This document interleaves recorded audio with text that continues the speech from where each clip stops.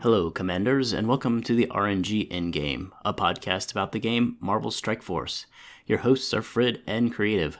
We're leaders in an alliance from a large cluster, and would like to share our insights with you to hopefully improve your gameplay and overall experience, and give you a little entertainment. All right, Creative, we're back. Another episode, number 74 this time. And we're going to start with gearing and leveling. Frid's favorite part of the show. And I'm done with my section. Because I think I showed you a couple of screenshots of the gold milestone not even getting done, and just kind of not finding a lot to upgrade. I've been at least nothing exciting.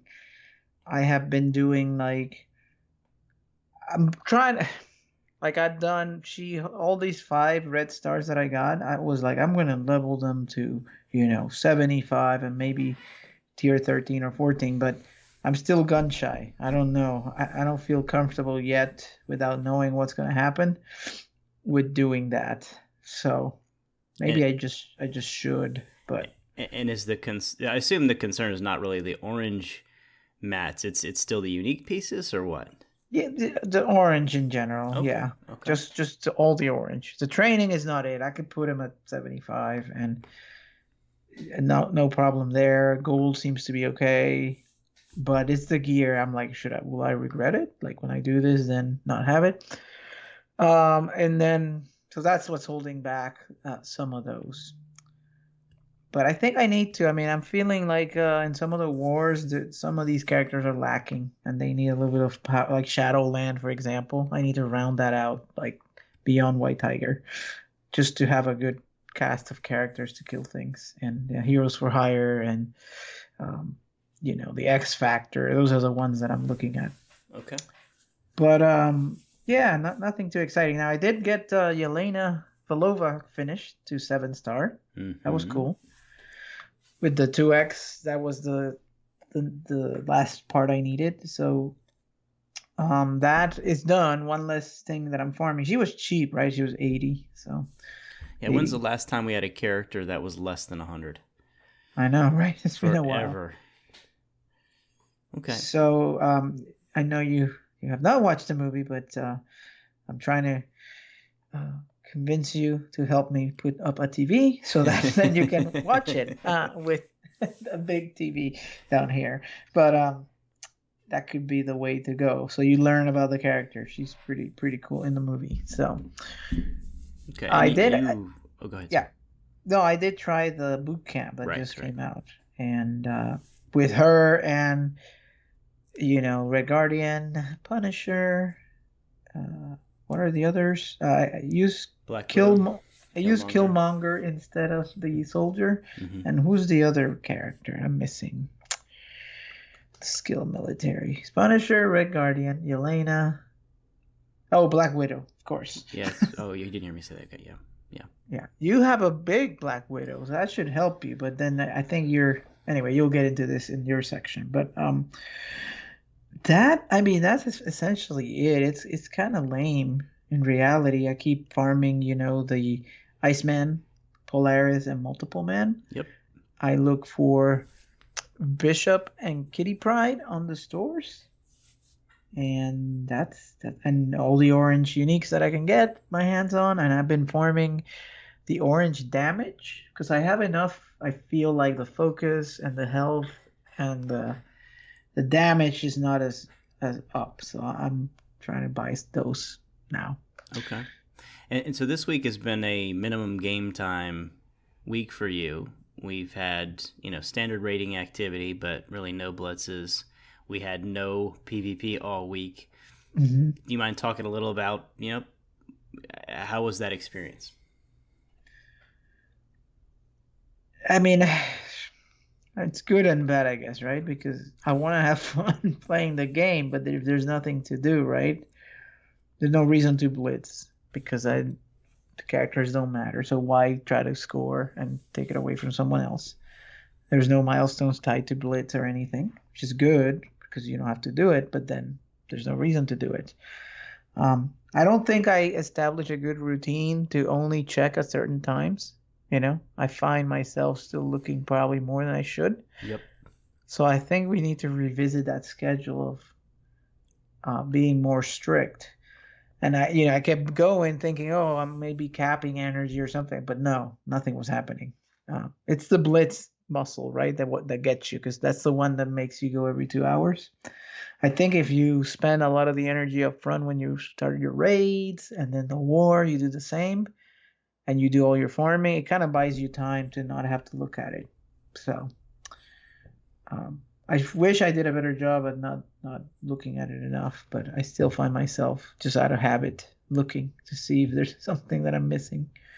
Yeah, I've gotten, even outside of this week, I've gotten to the point where I log in the morning, I do my raid activity, calculate my energy, do all my attacks, do all the dailies, and so I put the game down from first thing in the morning till noon now.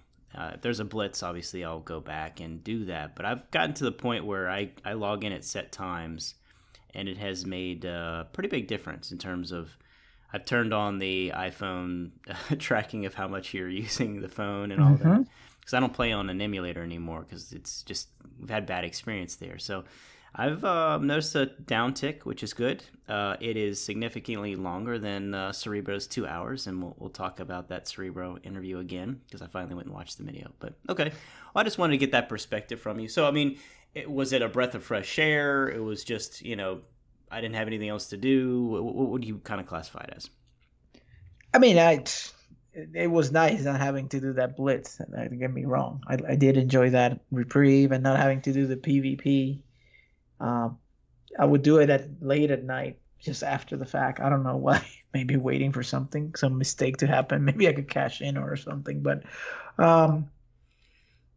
yeah, I thought that was good. But again, the habits die hard, and you do want to do something fun. But a lot of it is getting super repetitive, right? I mean, it's the same stuff over and over again. So that is a bit of a problem. There's nothing new to do. So we kind of mastered everything that there is. So it's just kind of going through the motions there. Okay. Well, I just wanted that perspective. And my gearing and leveling is quite minimal as well. You pinged me earlier in the week saying that Maria Hill, Sharon Carter, Shield Operative, and Shield Trooper with some random was actually winning on 8.3. So I did some basic parking lot leveling for them. Did Maria Hill a little bit higher, told everybody that that was the only character I was really interested in, and I did get to use her in Gamma down the middle, and I was struggling using Medic and subbing her in even at T12, and she worked just fine. So yet again, OP characters. So outside of that, I had a bunch of characters. Got Yelena to 7 stars. A bunch of characters that are sitting there. Beast has been sitting there for a while. Went ahead and upgraded him. And then I am floundering a little bit, just kind of spending here and there. But we keep seeing versions of Doom and the Brotherhood, or Doom with Marauders. Now we're seeing Doom with X-Men. And so I'm going to look at taking X-Force a little higher. Serves 2 things. One, you can use them in war, and then also they will help with Adam Warlock. So I'm ready for Warlock at 6. I'm ready for Jubilee at 7. So a lot of things that I'm ready for. I believe Jubilee is in 2 weeks, since we are having Ebony Maw, and then Warlock would be 2 weeks after that. We haven't talked about legendaries in their schedule because it hasn't really affected us, but we'll get back to that. There is a infographic you have to scroll up into Discord. We posted one out there thus far. I think it's been fairly accurate, but that's really it from my perspective. So why don't we switch gears, and Frid, why don't you cover the news? We interrupt this program for a special news bulletin. Yeah, we got some community news. More long-time established players and known members of the community are retiring. Near and dear to us, our leader of our alliance and the father of Mantis and Groot and all of these tools, the Zara tools, Mr. Zarathos, decided to hang up the spurs and ride into the sunset. He, um, gave up the leadership of the alliance and retired. He said he doesn't want to play a game like this ever again.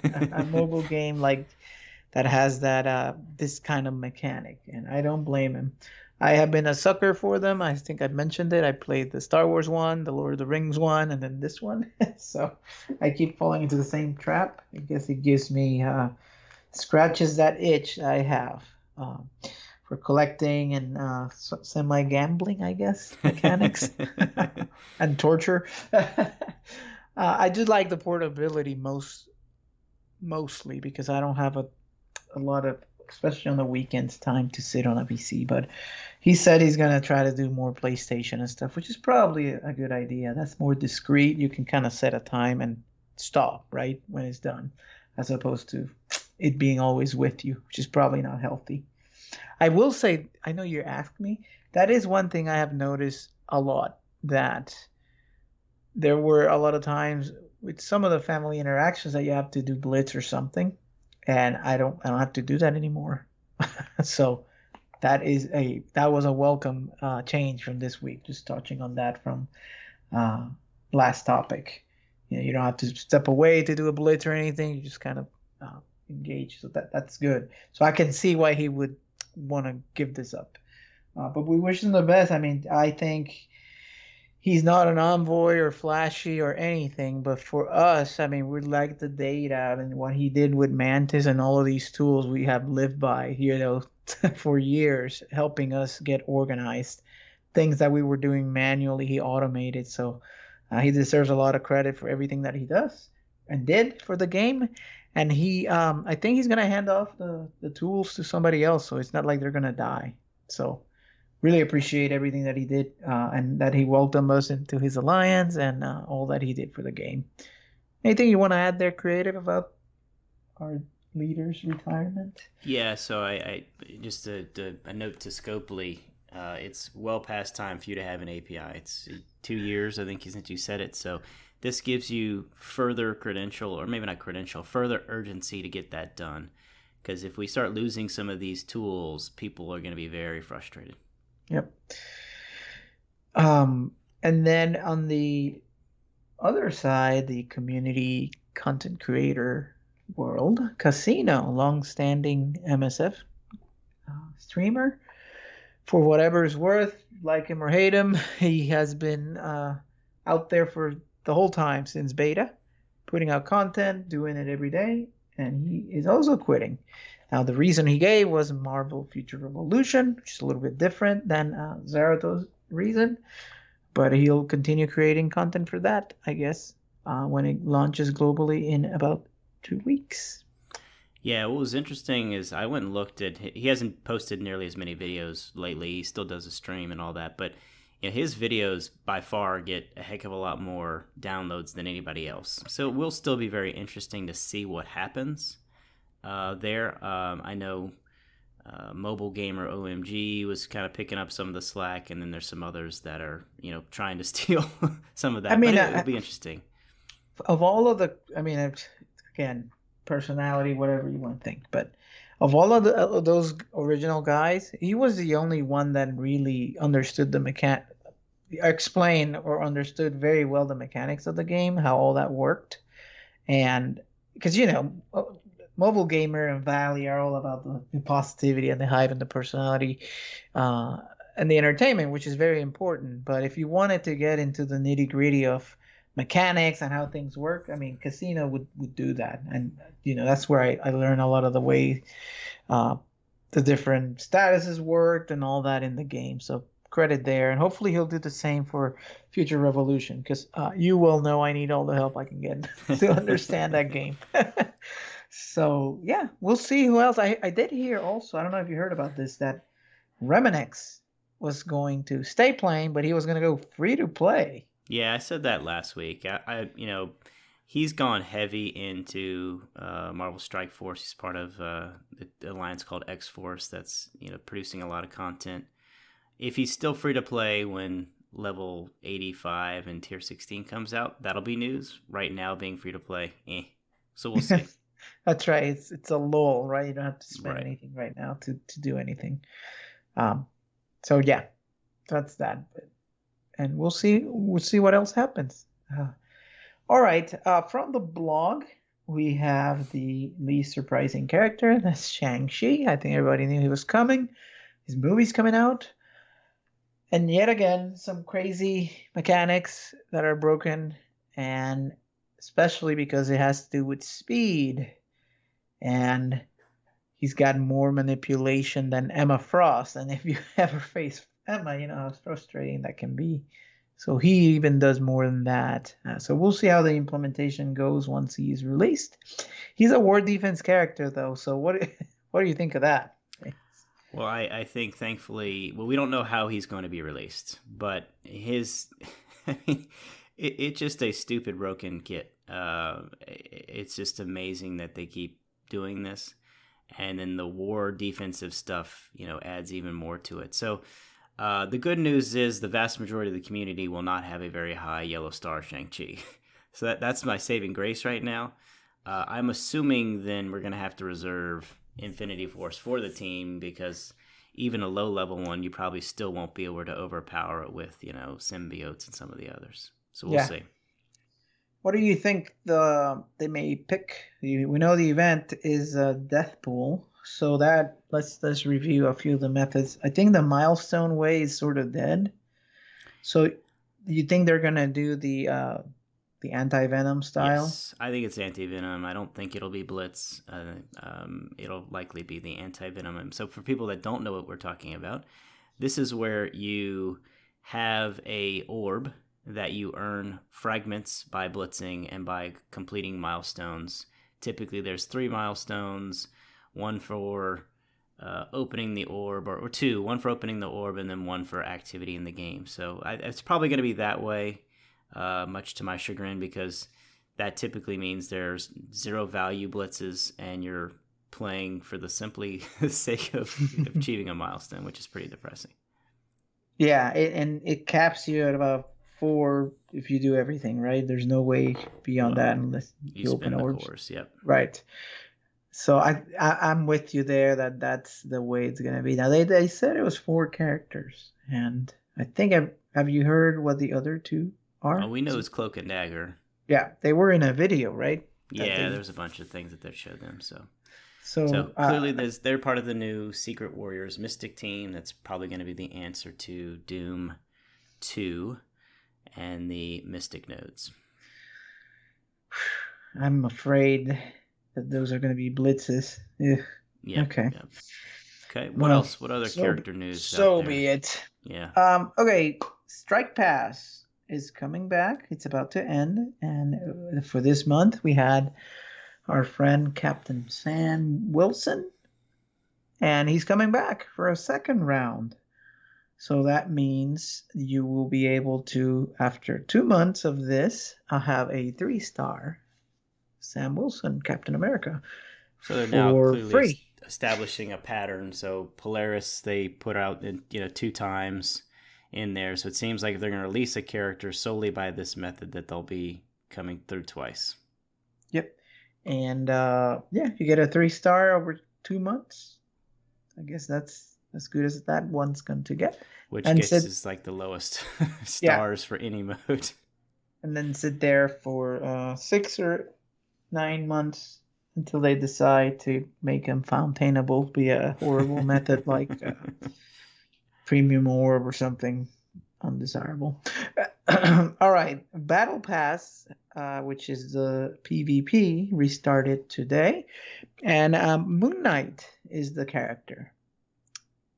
And he also has a blitz this week. So, if you're looking for some Moon Knight, you're going to get to get some shards of him this week. Now, I have 120 out of 130. He's still 4 stars.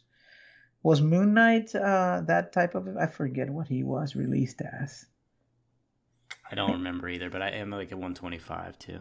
So you're not... It was either a blitz or the event thing, that the anti-venom way. Yeah. So, we'll get 121 plus 50, 171. Not enough for a 6. So you just have to be lucky somewhere else. Okay. What else? Oh yeah, PvP. So they made some changes. They've got rid of all the trait stuff completely. You know that you had to do certain abilities with a protector or a skill Hero, character. villain, skill, Yeah, mutant, yeah. all that is gone. All there is wins and knockouts. So the weeklies and the dailies is like get knockouts and get wins. So as you may imagine, I played a little bit, played auto, and I'm seeing the same kinds of teams with Castro, Bros, Emma, and I saw Cable out there trying to make sure they go first, kind of thing. So I'm assuming that's what this is going to be. They crippled the Infinity Watch. I don't think you can have them. You can only have 2 members of the Infinity Watch. So this to me is exactly what we feared. While it looks like they went kind of nuts on the ban piece, and sure, they crippled the Infinity Watch, the full symbiotes are available. They're not the fastest team out there, but God forbid if they get turn 2, you're hosed. So it's just, it's going to be some OP team, legendary soup. They're just passing the buck as usual in this mode. Yeah, I don't see. It's still a problematic mode with little appeal to actually play. All right, we're getting pretty negative here already. Oh no, I mean this is known. We've talked about that. You like Moon Knight much more than I do. You're all excited I really about like him. all his debuffs and control and all that. So He does all the random stuff. So I'm excited to finally have him in a decent inning. Talk about Shadowland, as I was saying. This may give me more incentive to upgrade them some more. So, yep. So, Creative, you ran into something that was interesting from the Reddits. Why don't you talk about that? Yeah, so last week we talked about Boylon doing a video talking about Power Leap. And overall, he did some statistical analysis showing about a 10% curve in power. And then if you factor in kits, it's clearly that we've had a change in the game. Well, someone has done a fairly fancy graph, and the guy's name was Sam Axe, and it was actually featured in one of Mobile Gamer's videos as well. But it's very clear. One, Doom has crazy stats, so it's going along. It's very creeping up a little bit, and then Doom shoots up, and then of course the next one's Silver Surfer, and then everything thereafter almost is incredibly off the chart. So we talked about this back in May. It was like the first week of May. I think we kept saying Power Leap, and then I heard a bunch of other people talking about Power Leap. It is clear, it is here. I will say on record again, this is bad for the game. This is a hero collector game. You spend time and energy focusing on a roster, and your roster becomes obsolete now in months and weeks. So it's a bit crazy. But anyway, I thought that was really cool, that the graph that was put together. I didn't see the numbers behind it, but it shows a clear spike, a gradual incline, and then Silver Surfer and everybody else, bam, it shoots up. So kudos to him for putting that together. And so yeah, if you're into geometry at all, it's like I don't know, like 10, 15 degrees, slow, very slow, and all of a sudden it looks like a 45 just like going up. Like, here we go. So not quite 90 like a spike, but getting there. So on average, and that's a problem, right? It's showing how, again, it obsoletes your whole roster because you can maybe that's again, like I mentioned, the catch-up mechanic they talk about.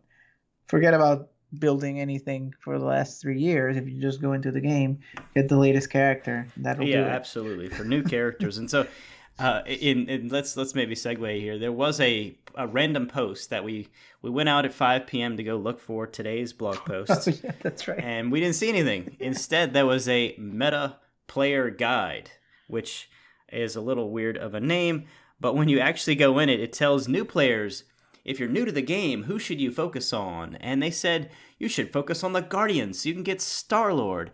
And then next, you should focus on S.H.I.E.L.D. so you can get Nick Fury. And I stopped reading, and I'm like, this is horrible information. I did go back and read it, and it said, if you're an existing player and you're coming back to the game, you should focus on Pimtech. So this, if you are a new player and you have stumbled across our podcast, delete that post.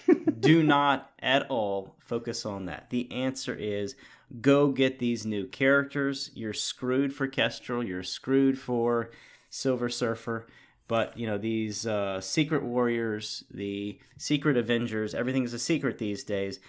Those characters is really all you need to do and go get, and you will be able to master content with even low stars. Yeah, I mean, that's crazy. They talk about Star-Lord. He's not used anywhere. No. So, and the date on it was old. What's like from a week ago? It was weird. The whole thing seemed strange. Yeah. Yeah, and on the topic of Secret Avengers, we have had a couple people in our alliance.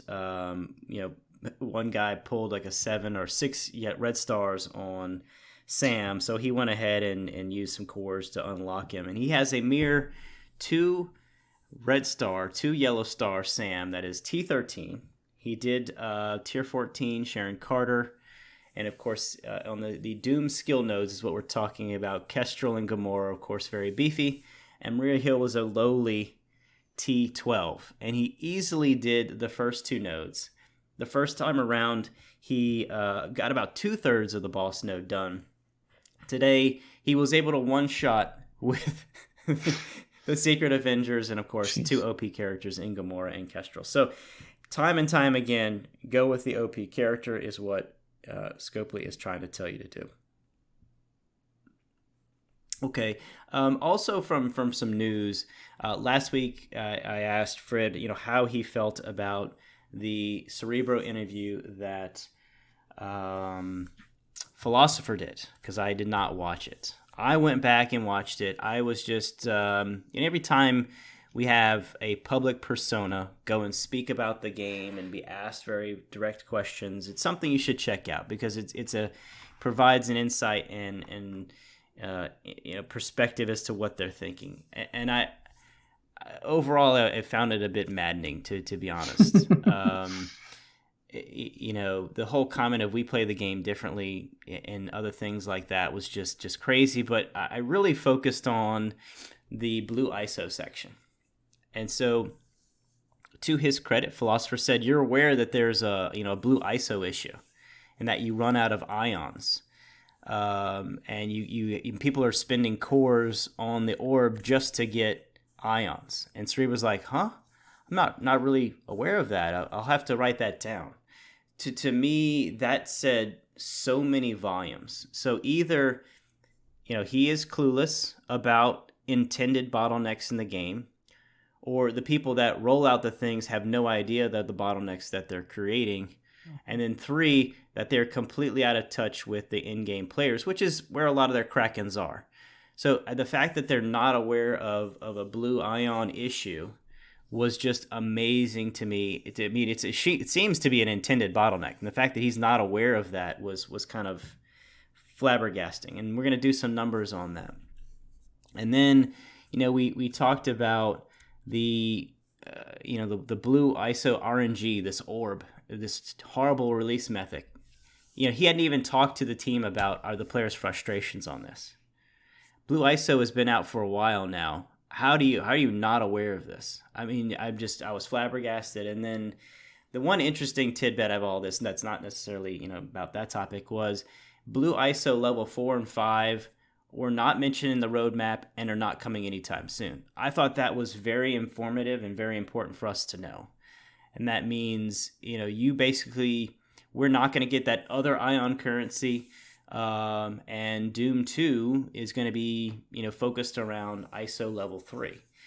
And so we have some numbers that will run around that. But I thought that was very interesting that it's not on the roadmap, not even talked about. So what we have is what we have. So I thought that was interesting. I don't go too far down the rabbit hole, but the fact that he was just completely unaware of a major mechanic of the game, a new mechanic of the game, and some, I would perceive, very intended bottlenecks was quite shocking. I don't know if you want to add anything to that one. No, I mean, that's some of the other things we talked about last week gave the impression that they really don't play the game like anybody.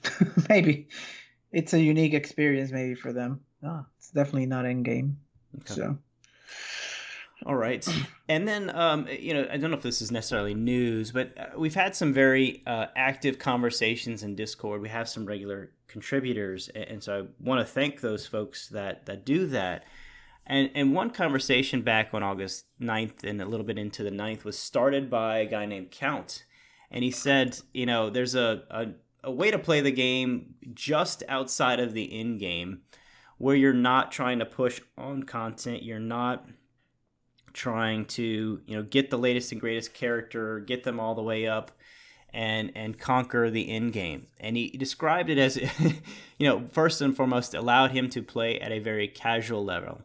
They're still doing Ultima 7, but he's like the big Kraken or the big overpowered character for his alliance. He can help out the new players understand the game a bit more. He can easily push the content and push if they needed something. He can, help conquer a war. And so overall, it felt very rewarding. You felt very strong in that just, early in-game or mid-game kind of level. And I thought that was very interesting. There was several people that chimed in. Count, Nick Fury, Dubs to 420 as well, all kind of talking about how they're enjoying the game by playing it a fundamentally different way, playing it very casually.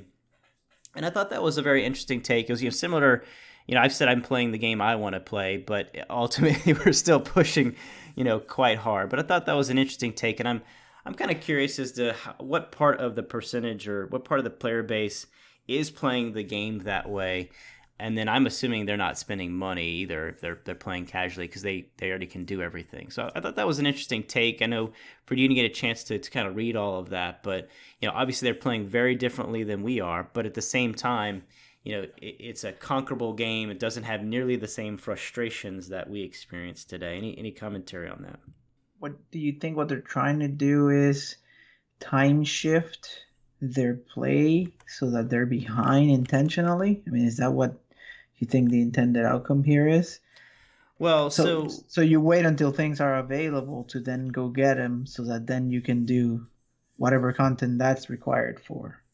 Well, so we talk about what the frustration we had. We couldn't level characters beyond T12 or, that we're playing Doom, particularly the bio nodes and the symbionts aren't good enough. And so we're banging our head against in-game content that's, intended for us not to conquer it, whereas they're playing a game that they can play and it doesn't give them nearly the same level of stress. Okay. But then, I mean, you're not going to get the same rewards, but I guess you don't care if you're not going for that. Right. You'll get there when you get there, I guess. Yep, that's the mentality. Yeah, so you wait until the next thing comes out, and then you go after that. Which I would love to be able to wait on a character until it's farmable. But so, like, for example, when Doom 2 comes out, and we're crazy trying to beat it, they're like, all right, it's time to go to Doom 1. They'll dip their toe into Doom 1. Right, and we're like, oh, old news. But for them, it's fresh. Mm-hmm. And then you have all these Sam, but 1 star can do it, 2 star, but you know what I mean. Like, Captain Sam can do the node with no problem. Yep. Where we were banging against the wall with, like, Night Nurse and all these other hobbled together characters. Exactly. So yep. Maybe there's something to that. Yep. I mean, so you have to be casual, and I one of my questions to them was, is the game boring for you? And again, they're playing it just with a very different mentality. They can auto the raids, but they do a push, a couple times a week or once a week, so that you still can have that element of challenge to it. So I thought that was an interesting take. How is it? Other than it's not the latest and greatest, for them it might be. For them, it's still challenge. Yeah, absolutely, right. So it's just like they're a little behind, and they don't have the punishing stress that is what we have to do. It's like we can't miss a node or we're screwing up. So anyway, it's I think something to be considered before you think about retirement. Do you want to do something like that? But then if you're as competitive and wanting to do the end game stuff, that may not work out. So. Mm-hmm. And this is I think of a guy, Legion, who we had for a long time. He was like twice our collection power.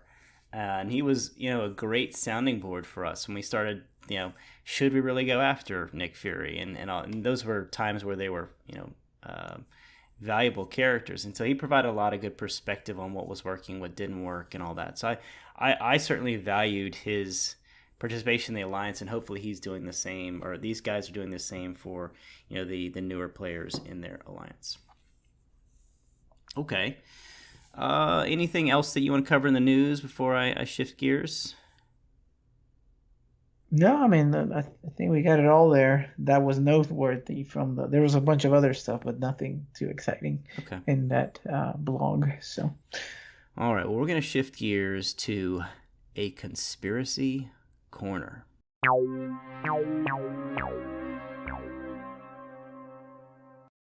And it's been a while since we've had a good conspiracy corner. We've talked about a few things in the game, but I'm bringing back an oldie but a goodie.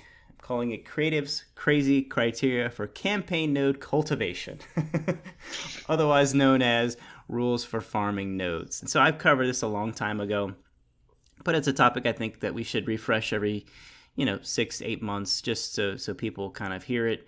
There's a lot of people, when they go farm a character, you go to the node and you hit auto 5x and you get some shards, you don't get a shards. And I found over and over again horrible drop rates when you do that. So the number one rule is never do auto 5x. I always do 3-1-1. Some people do 1-3-1. But whatever you do, don't do the 5. And then I have a lot of really crazy, weird rules that have evolved over time. But with my 3-1-1 strategy, so doing the 3x and then 1 and then 1, if you haven't gotten any shards after the 3 and the first one, I wait at least 15 seconds. I have found, and this is over many, many trial and errors, that if I just kept farming, I would typically not get something on the last one. But if I waited 15 plus seconds and came back, I would get the 2 shards. So that one, to me, Frid laughs at me, but it works for me. One of the others is I almost never get shards first thing in the morning when I'm farming. So I never farm characters first. I typically try and do the villains or heroes campaign because shards never drop. But what I think is really the problem is that you're opening basic orbs, you're opening other orbs, and you're probably doing some of the ISO campaign farming first. And so the game's like, oh, you've gotten too many rewards. We can't give any shards. At least that's how I approach it. So I don't farm shards first thing in the morning. I come back to that. One trick we've talked about in the past is how you farm the node. So Frid never remembers where the characters are. And I have to say I'm the same way now. I'm a little less more relaxed. But he goes to the character, you press the find button, you go to their node, and you farm. If you continually do that and you're seeing very poor drop rates or no shards, mix it up. And so what this means is go to the node directly. Go to the campaign, pick the particular campaign, go to the chapter, farm that way. The other thing is if you're farming in the morning and you're not getting shards, you're farming after the noon energy, do it at a different time, do your characters in a different order. And if you, worst case scenario, if you've day after day you've gotten almost no shards, I recommend spending the 50 cores and refreshing the node. For whatever reason, I almost always see a better drop rate after I refreshed a node personally. Frid, any commentary on that one particularly? I don't know about that. I have been, as much as fun as I make of this, I do employ it a lot of the time anyway. So this one though, the one about the 50, yeah, I don't do that. Okay. I mentioned earlier that farming first thing in the morning. Well, the other thing I would recommend is farm your character campaign energy first before you do the ISO campaign. Again, I typically have less shards when I farm ISO first. Again, the game has given me too many rewards, so then they cut me off the knees. The other thing, not very often do we have characters in the heroes or villains campaigns anymore, but we do have Iceman that's been there. And I've found I have a lot higher success rate when I go to the villain campaign via the daily objective to farm the villain campaign. So you go to the objectives Oh, bottom right, okay. click on villains, and guess what? Iceman shows up because he's at the very end of it. Farm there. I was getting 4 shards for many, many days in a row. I think Scopely got a little smart on that and has nerfed a little bit, but I find that was a little bit better. What else? I have a whole lot of these crazy rules. I was just trying to give you the cliff notes. I'm trying to think if there's any other good ones. You will notice the other thing, if you haven't gotten any shards, you will notice that you will see the character in the basic orb or other orbs. That is the catch-up mechanic in the game. That's a good sign. If you're not seeing the character in the node, you're not seeing it in basic or premiums, then you really are screwed and you need to really, really mix it up. I think those are some of the big ones that I follow. I have some other rules, but I think most of those are probably a little too tinfoil hat. So your theory behind this, or the reason you do it, is that you're trying to confuse the game about your intention, right? Not trying to show your hand of, Exactly. here's what I want to do. You give me this convenient button, but what you do is you nerf it so that I spend money. By doing it the other way, you think some people don't favor their character. There's all kinds of things people do. Oh, yeah, that's the other one. Yeah, we should probably mention it. So we've heard in the past that you shouldn't, if particularly like the gear, whatever the latest gear is. So right now it's tier 15 and those mini uniques or whatever we're calling them. We heard that those pieces wouldn't show up in the store for your characters that are favorited. So people seem to think that the favoriting of a character has an impact. I haven't bothered to unfavorite because most of my characters that I'm farming are typically in the middle of the power, and I don't want to have to go find them at 170 characters or memorize all the nodes. But I have heard several times, again, if you are stuck, unfavorite the character and farm a different way. I wonder how long the memory lasts. That you had a favorite and then you gave up on it. But anyway, it's about intent and trying to hide what you're trying to do from the PhDs behind the scenes and their algorithms. Yep. All right, well, let's close out the show with Let's Run the Numbers. And so I gave a teaser earlier and even last week that we wanted to talk about Blue ISO from a numbers perspective. So we are doing Doom 1.0 100% every other day, and we get pretty darn far, 80+% on the off day, which means we earn about 3.5 Blue ISO orbs per day. If you can do 60% in 1.1, then you'd actually get an additional orb per day. But we're doing the numbers from our perspective because we're selfish. And as a general statement, for the vast majority of our listeners, these numbers will be much worse for you because you are not hitting Doom 100%. As a reminder, Frid and I are in a alliance that's typically rank 65 in the entire game from Alliance raid perspective, or the Alliance season. So the vast majority of the player base, these numbers would be probably double or maybe even worse than that. So Frid, I've already said, there's an ion problem. Why don't you give us some quick numbers on the blue ions? Yep, yeah. And before getting into that, I mean, this is the other thing that it gives you a glimpse into the end game. If you're doing that other approach, you can see what you're missing and what you have to look forward to, right? Where are my blue ISOs? Well, this is how you get them. And it takes time to build up to it. But, if you're taking your time, that's cool. And then you'll get to it eventually. All right. So the ions are a fixed drop amount per orb that you open. That's 15,000 ions per orb. So in order to equip a level 1 crystal, there is no cost. So it's free. No ions needed. To go and upgrade the ability, though, costs 40,000 ions just to level 1. What is that in green? I'm putting you on the spot here. You're not allowed to ask questions you don't know anymore because then I can't go look them all up. It's significant. It's at least 250,000 to do the crystals and the ability. Mm-hmm. But keep going. I'll see if I can find a level 4 character somewhere. Yeah, so basically to do that first level, you need 3 orbs worth of ions. So, if we're getting 2.5 a day, it's a day to upgrade that ability to the level 1.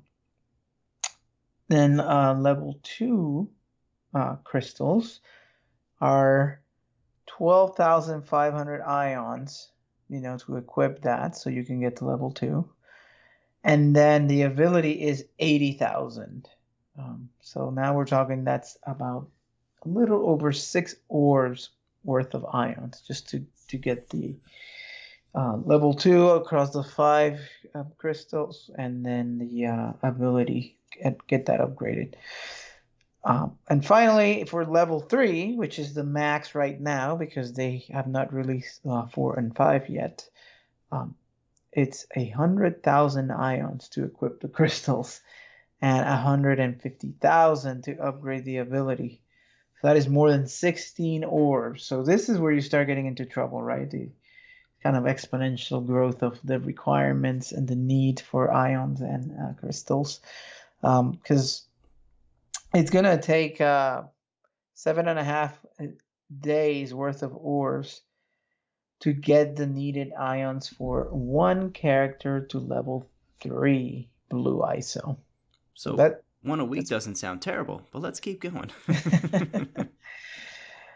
So for Doom 2, we're assuming that they'll require blue ISO level 1. We don't know. Again, they haven't announced. So that would take 19 days to get the blue ions for 25 characters to level 1. So we're assuming that's 25 characters that we're going to need. Probably that gets you in the door, but what you're going to really need is to have everybody at level 3, right? So that you can be powerful enough to actually clear the content of Doom 2. For that, if you need ions for 25 characters, it will take a measly and lowly 182 days, aka 6 months, to get all the ions you need to upgrade the roster so that you can clear Doom level 2. And this assumes you've perfectly picked the 5 characters that you need, and 5 characters can cover all nodes. So that's really probably a lot higher. It's probably 35 characters that you need, which would mean it's 9 months worth.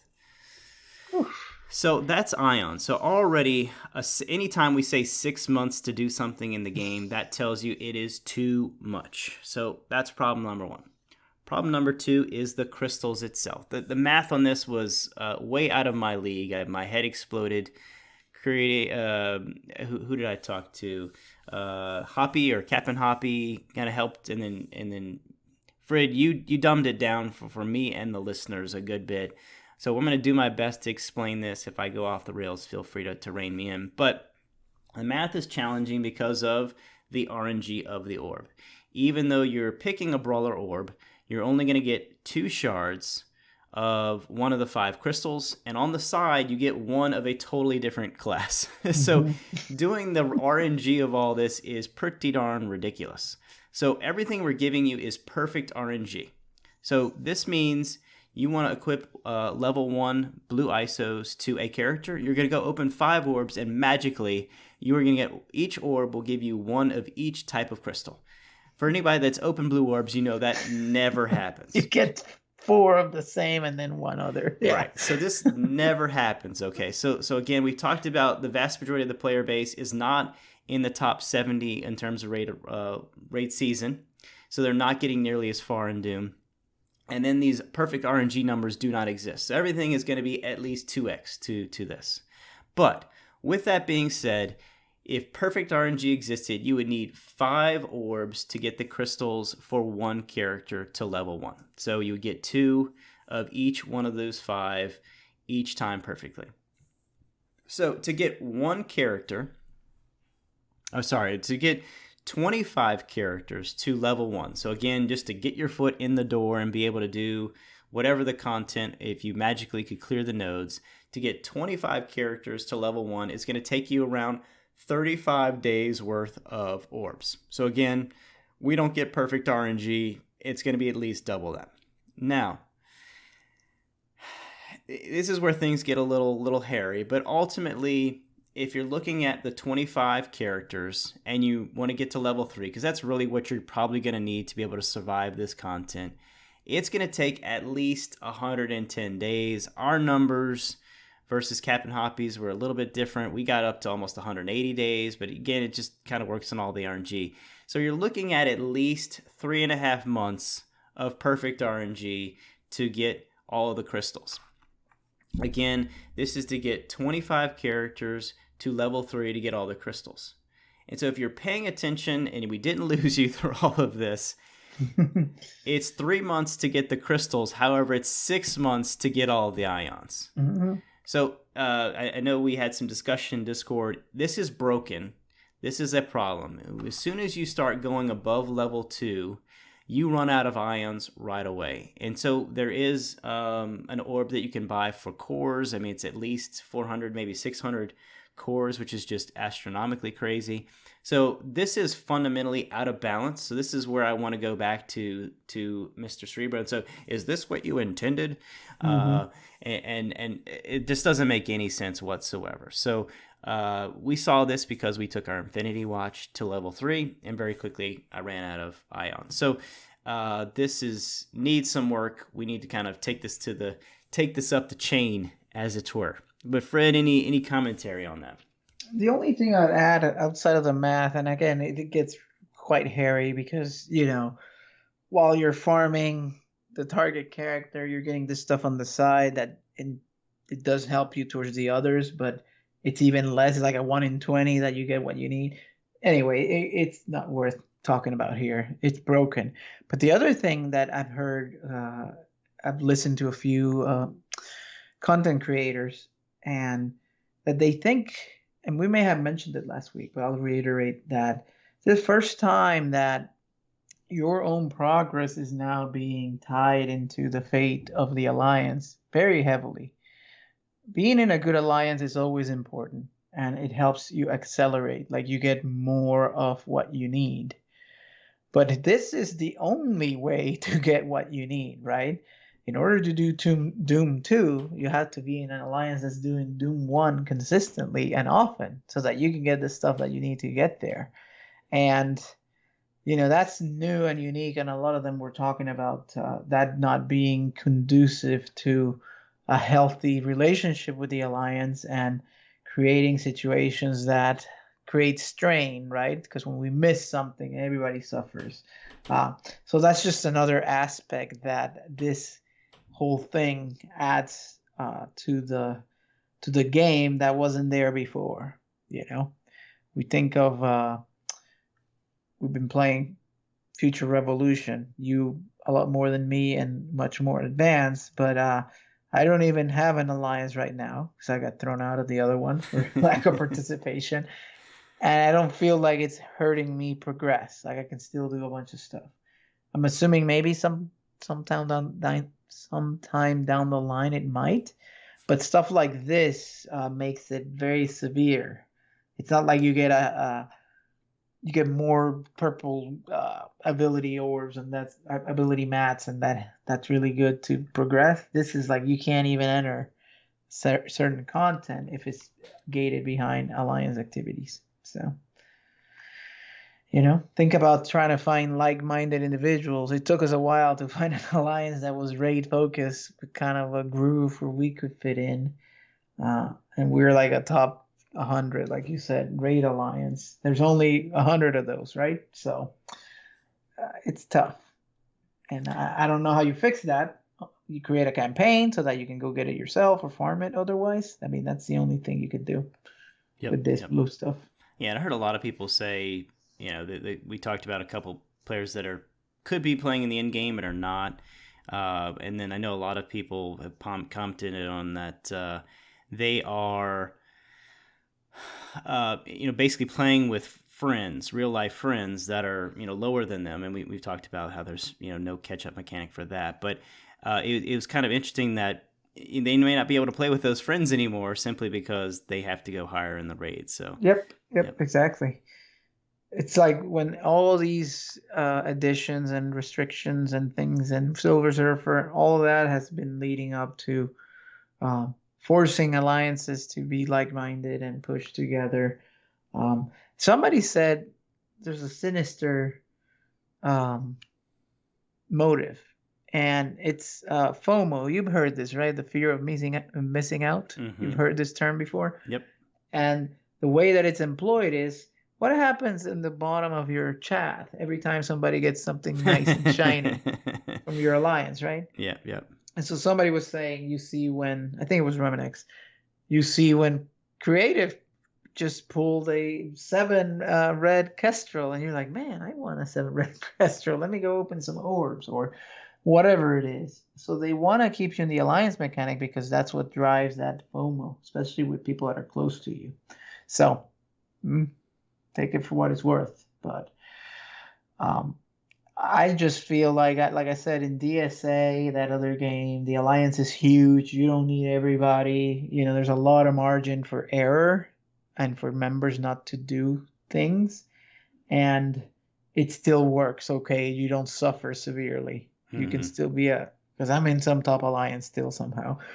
Even though that's a game I give 30 minutes maybe a day. Wow. But yeah, just do some things and I'm still there. They don't kick me out, but we do all these raids that I never participate on and we clear them consistently. So tons of margin for error in getting the rewards, and we don't have that here. There's zero margin for error, right? Somebody misses a turn on a map and you're done. You can't do 100%. Or someone just goes on vacation because, they have a life and they have a family and they actually want to leave the house. Nope. We can't do our daily routine. Yeah, there needs to be some tolerance for a little bit of margin, because otherwise it's unsustainable. And the last thing, and this is now a little bit in the rambling, but I just thought about one of the promises was made, and I just feel bad for leaders like Zarathos. I mean, it kind of ties to what we were talking about, but they get no tools to help manage all this stuff. They get very buggy screens. That zero margin of error to manage 24 people towards the goal, and no tools. Everything is outside the game. Discord, spreadsheets, Mantis, you name it. No API, no nothing. You're just fending off for yourself. And we did it for a while. You know, the stress it caused, consternation and all that. It's because there's no tolerance. You just gotta be perfect, all 24. Somebody slips, everybody falls. It's like, man, that's terrible. So I don't know. I don't think they're going to change it, though, at this point. So, no, they won't change anything. They may double down, probably. This new mode may require the mode that was announced, tournament or whatever. Maybe it has an alliance component to it. Grand tournament. Oh. Yeah. So that was like a Hearthstone expansion a long time ago. That's right. The Grand Tournament. Yeah. Oh, this is the last random thing I'll add. Sorry that I'm like all over the place, but speaking of vacation, our good old friend Brome, that was a long time leader of Ragnarok days, said that his idea for a PvP fix was inspired by Hearthstone, using the mechanic that their arena use, which is there may be things that are banned across the characters, but then you do a draft in which you're presented 3 random characters. Oh, yeah. And you pick one, and then you're building a team as you go, but it would be 5, so it wouldn't last forever. Hearthstone, you pick 30 cards. So you could control the drop rates on the legendaries and all that stuff, so it doesn't become I didn't get anything. I got Ravagers every time. You know? Can you imagine? But I mean, even that is, can you make a team like that work? It would have to be balanced, PvP. You can't do it otherwise. But that could be interesting. Like, can I find synergy here? I don't know. Something to think about. But I thought that was clever in terms of something I had not thought about for the PvP mode, trying to give it some life and flavor. So. Yeah, I think balanced PvP is probably one of the key saviors, or if it can be saved. But yeah. Yep. All right, Creative. Well, I don't want to ramble anymore, so you may want to cut me off now before I keep going off subject here. Yeah, so next week we're going to talk about something totally different because the global release for Marvel Future Revolution, the game that I've been playing way too much of, is coming out, I want to say, on August 24th or 25th. And so I've been compiling a series of tips for Frid to start following, and I'm going to organize those thoughts a little bit, and I will give those on the show, and we'll just talk about the game, the global release. And, again, it's a different game, very, very different game. It's not a hero collector, and it's, more of a traditional, MMO type thing. But, I've been playing it. I think there's some interest out there, so we're going to talk a little about it, and then typically each week we're going to reserve the last few minutes to cover a little about that game as well. Yeah, and one thing I was mentioning to you is that I think this may work well because I'm so behind compared to you. Plus, I haven't dedicated as much time, so I think I could ask good questions. I could learn from what you've been doing, and that may be kind of different perspective that. Right now it's two end game guys talking about Strike Force versus, you're more towards the end game and I'm still sort of somewhere in the middle. So that could be interesting. Okay. Yep, it's Frid never makes it to the end game will be our new series. Yeah. You teach me the ways and I can never execute properly. Did Dan ever, so completely random, did Dan, with your previous podcast, ever make it to Legendary? I don't think so, and I don't know if he plays anymore. I talked to him a few months ago. His life got pretty busy. If you listen to the end of that run, he had 5 good years, but he had to take on some of his family's kids because of different issues. So he went from no kids to 3 kids in like a week. Wow. And small kids, and I think he's 50. So from having no kids ever in his life to having 3 kids all at once. Yeah, that's a little stressful. Yeah, so it's, amazing that he did that because the kids needed it, and all power to him. But in terms of hobbies and all of this stuff, it really turned his life upside down. I think he turned into a Battlegrounds guy. So maybe that's what he'd been doing. Okay. Which is not the standard ladder, it's a different mode in that game. Okay. All right. Well, we have officially turned this into the Ramble RNG podcast, but we'll get a little more organized. We've got a few things going off on the real world, and obviously the game is in a weird kind of state. But hopefully we didn't ramble too much. You found this entertaining. As always, you can find us on Frid's favorite place, which is now Discord. We have the link in the show notes. You can give us a review on the podcast or Apple Podcast or Google Play stores. You can see us on Twitch, YouTube, and all of your favorite places for podcasts. So everybody, thanks so much. Stay healthy. Stay safe. We'll talk next week.